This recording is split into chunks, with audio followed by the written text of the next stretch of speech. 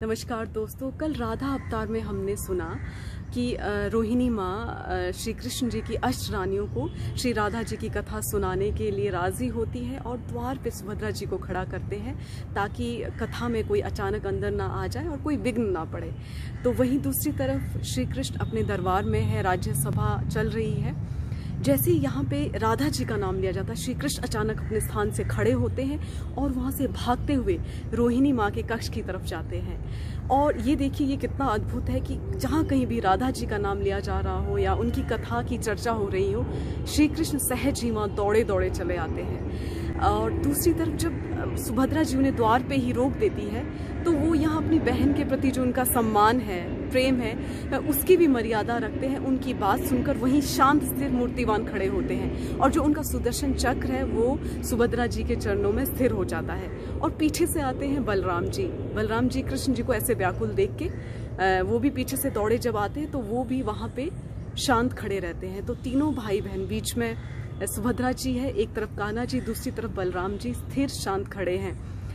इस दृश्य को देखकर नारद जी वहाँ प्रकट होते हैं और भाव विभोर होते हैं इस दृश्य को देख के। तीनों मूर्तिवान खड़े हैं, कान की टकटकी उनकी अंदर लगी हुई है जहाँ कथा चल रही है श्री राधा जी की। तो ये देखकर नारद भाव विभोर होते हैं और बहुत प्रसन्न होते हैं।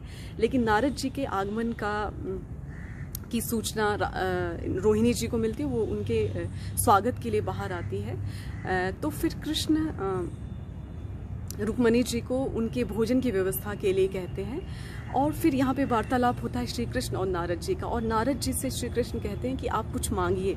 तो नारद यहाँ पे यही मांगते, एक संत की भूमिका निभाते हैं, खुद के लिए कुछ ना मांगकर समाज के कल्याण के लिए मांगते हैं कि भगवान, जो मैंने आज दर्शन किए आपकी छवि के, आप तीनों जैसे मूर्तिवान खड़े थे और जैसे कहा जाता है कि जो सुभद्रा जी है वो आत्मज्ञान स्वरूप है और श्री कृष्ण ब्रह्म स्वरूप है, आनंद स्वरूप है, और जो बलराम जी है वो नाद स्वरूप है। तो इस स्वरूप में जो आप खड़े थे और एकदम मूर्तिवान, वो छवि मेरे हृदय में बस गई है। मैं चाहता हूँ कि आने वाले युगों में लोग इस छवि की पूजा करें और उनके मन में भी भक्ति जागृत हो और उनके सभी दुख और कलेशों का नाश हो। तो भगवान बहुत प्रसन्न होते हैं और कहते हैं कि आने वाले समय में भगवान जगन्नाथ के रूप में उन्हें पूजा जाएगा, उनके साथ में बलराम और सुभद्रा जी के रूप में। और साथ में नारद जी को ये भी कहते हैं कि राधा का जहाँ भी नाम लिया जाएगा, राधा की कहीं कथा हो रही होगी तो मैं वहाँ सहज ही उपलब्ध हो जाऊँगा।